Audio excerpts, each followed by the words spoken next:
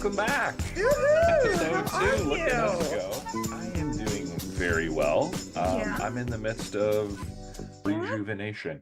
So It what's your feels great. hobbies right now? I do have five brothers, and two of those brothers have kids. I have nephews who are texting or calling me fairly consistently to play video games with them.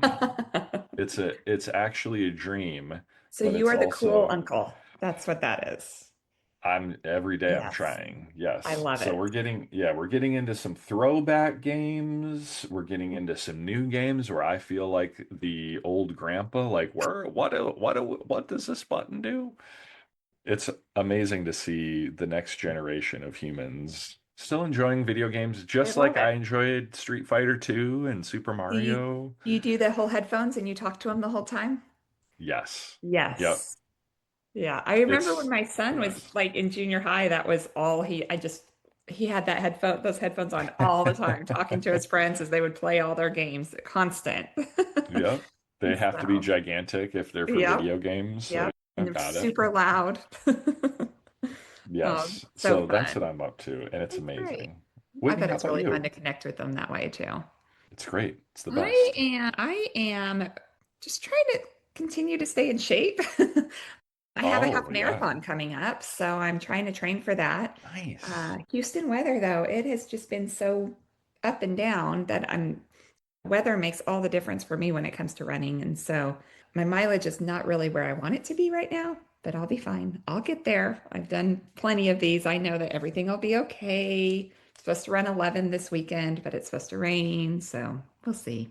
We'll see. All right. As someone who only runs for punishment, or if I'm being chased, tell me what's optimal weather for you. I'm For curious. me Yeah. personally, I love weather in the 40s. Mm. Dry. I don't like rain. I Hmm. don't do well in heat and humidity. And in Houston, that is like the majority of the year. So I push through Sure. those. But when I get the days like now, this time of year, it starts to cool. We have a few days that cool off and it's beautiful. Like Tuesday, it was gorgeous. It started like in the 40s in the morning. The sun was out. There was no humidity. So I got a good 7 miles in that day. It was wonderful. I just loved it. And I could have gone more, but I had a Zoom meeting, so I had to stop. But my long runs are usually on the weekends, and I just never know with the weather what's going to happen there. Yeah. So, I can imagine being in Houston, that's a crapshoot for you. yeah, it is. But it's okay. It's still Warm and fun. I humid. enjoy it. It's just my me time. I just Hmm. listen to my music and just run all over. My neighborhood has tons of running paths, so I could just go forever all Oh, over the good. place and not have to circle anywhere. Yeah. Oh, a holiday inspiration story. There you Thank go. you. There you go, I need to Travis. So get maybe up. you can go on a run this holiday Does season. speed walk, does that count? Yes, Uh, any movement's good. Any movement's good. And so I'll, I'll let my dog off the leash and chase there her you around the go. neighborhood. How about Perfect. She would love that. that? All right, let's All talk right. about, let's get back into some conversations about assessment. Okay. Yeah. The- Assessment. Yeah, one of the hot topics as we connect with teachers and talk about their work with this process, we found a lot of ease and engagement through the steps of the process, but always we get the conversation about what are various ways we might Mhm. assess students. Put this learning in the grade book, check for mastery. For growth. That's a big one Monitor too. growth, Mhm. yes. Mhm. So, episode one, just our previous episode focused on assessing the process, how we might do that. In this episode, we are going to talk about assessment of products, things that students produce, and where we feel like that's the most relevant and respectful for students, what that could look like, and maybe some things to think about as you are creating your own assessments. So, with that, we want to just start by diving into where within the process does assessment make the most sense? If we're going to assess a product that students create, what are we going to look for? So, if we're going to assess a product that students create within the process, the place that is the most reasonable is the invitation to apply. Yes. And that is because the invitations that have gone on and been completed beforehand help to give students clarity around what the grammatical pattern is that we're studying. In the best case scenario, clarify misconceptions that they might have about it, especially as we move from noticing and comparing and contrasting into imitation, that low Mhm. stakes, let's create this pattern ourselves, help students get an idea of how can I turn my thinking into this pattern on paper. As we move into assessing a product, let's try it out. Let's give a stimulus of some type. Let's give Mhm. them a prompt maybe to organize their thinking, a picture, some sort of media, and let them Mhm. make a connection in some format to that.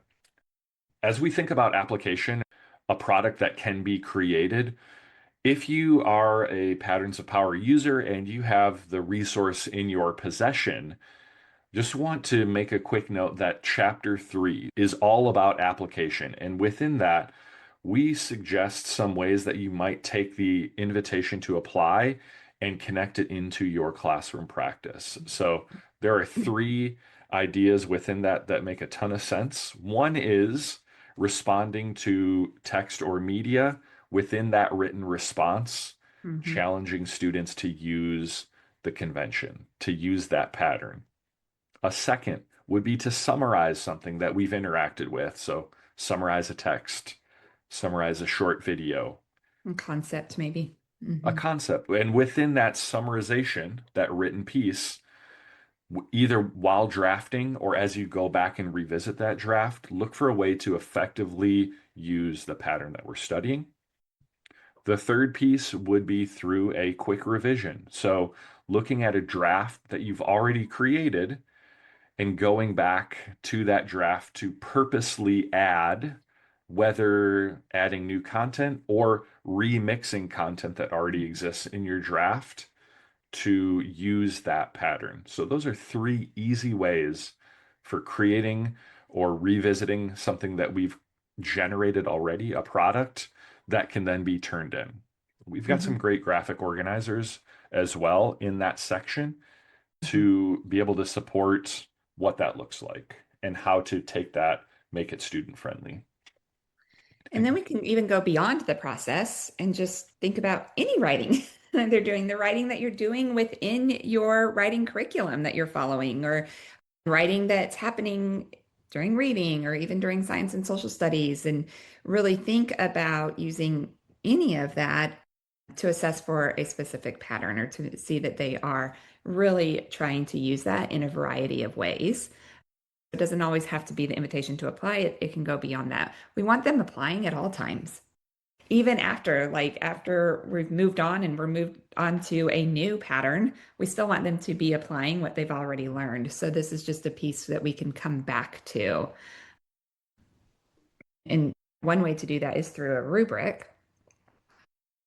Really don't want to use that invitation to imitate or even a first draft of a piece of writing to assess, but we can definitely use like a rubric on something that they've already done or something that they've been working on and they go back to revise it. When I'm thinking about rubric usage, I'm thinking about a multi-draft piece Mhm. of writing, something that we've gone back to more than once. Oftentimes we've gone through with a few lenses, a lens for specific revision, a lens for conferring either teacher to student or student to student, getting that feedback and putting that into strengthening that draft. If I'm going to use a rubric with my students, some things I want to think about are up front. I want to give them that rubric probably as they're creating their first draft or after they've Mhm. drafted their first draft. Let's have a conversation about the expectation of what's going to go in and be assessed. Mhm. We can assess for various elements in a rubric. One that we're focusing on here is the conventions, right? Yes. So everything that is in that broad bag of goodies. If I'm thinking about assessing specifically for the conventions, I'm going to want to focus students on what makes sense for us to assess and check for mastery of. Mhm. Oftentimes, that's going to be what we've just studied.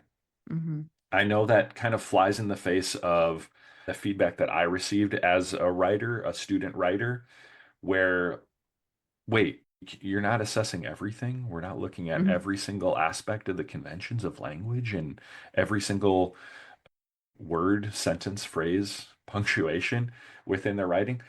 I would argue that if we want students to take the feedback from a rubric and use it effectively to strengthen themselves as writers, we want to focus on just a few ideas within Mhm. each piece of writing that we assess with a rubric. So often we see rubrics out there for a piece of writing where it goes through all of the organization of the writing and all this. And then at the very bottom, there's like a couple points for conventions, and that's just overall.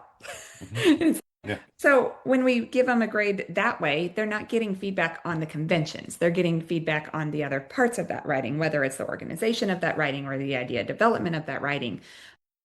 So what we're proposing here is that every now and then you use a rubric that is focused just on conventions. And those focus points in that rubric are very specific as to what you're looking for, thinking about what you've recently learned to see how they are doing with that and how they are applying that. And then the feedback that they get is more purposeful. It gives them something to use and to continue to grow with. And I'd like to go back to Travis to talk about just creating and editing checklists together. Oh, Because so yeah. often teachers see their students are not using capital letters and periods, but that wasn't something they just learned. That is something by third grade they should know to Yeah. do. But yet we're still Yes. seeing students even in junior high and high school not doing that.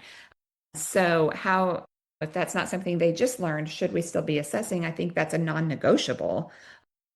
And that's something that we can put onto our class checklist.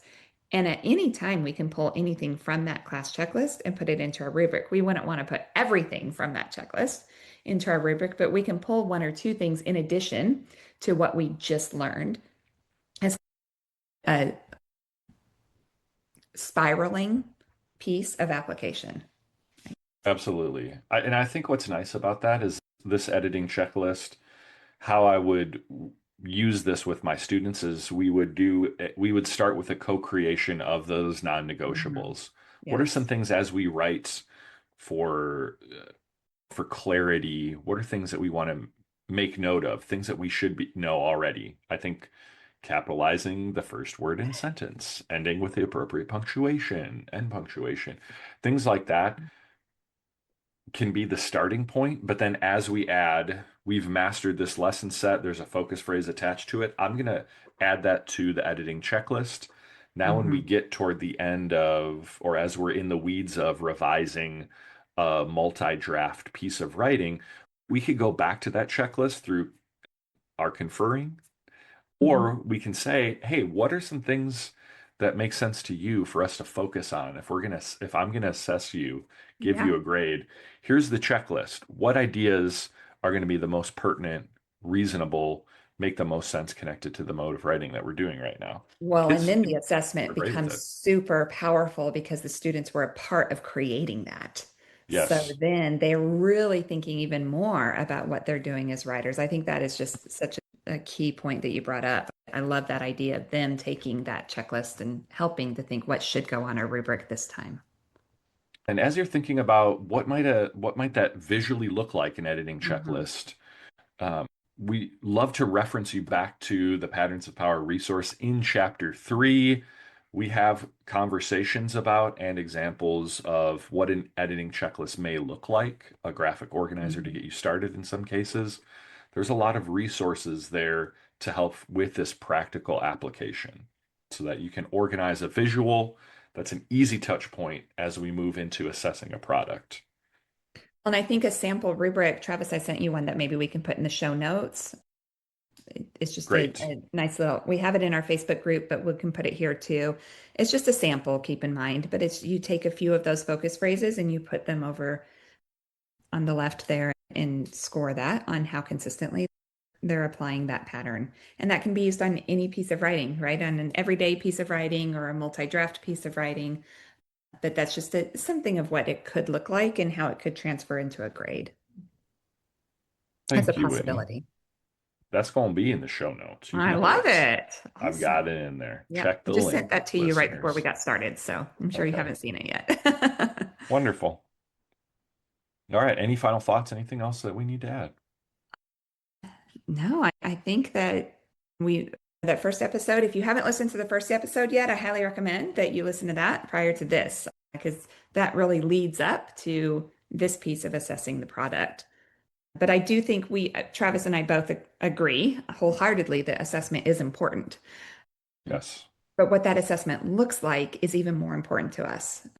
We don't believe in worksheets, and worksheets is not a form of assessment, as it doesn't show what students truly can do. We want to assess in the most authentic way possible, which is in the work that they're actually doing, not just filling in some blanks. Thank you. Yeah. So, quick recap: authentic assessment via the invitation to apply. We Yes. elevated a few ways that we might be able to generate some writing in that invitation to apply, where we can put that pattern into practice.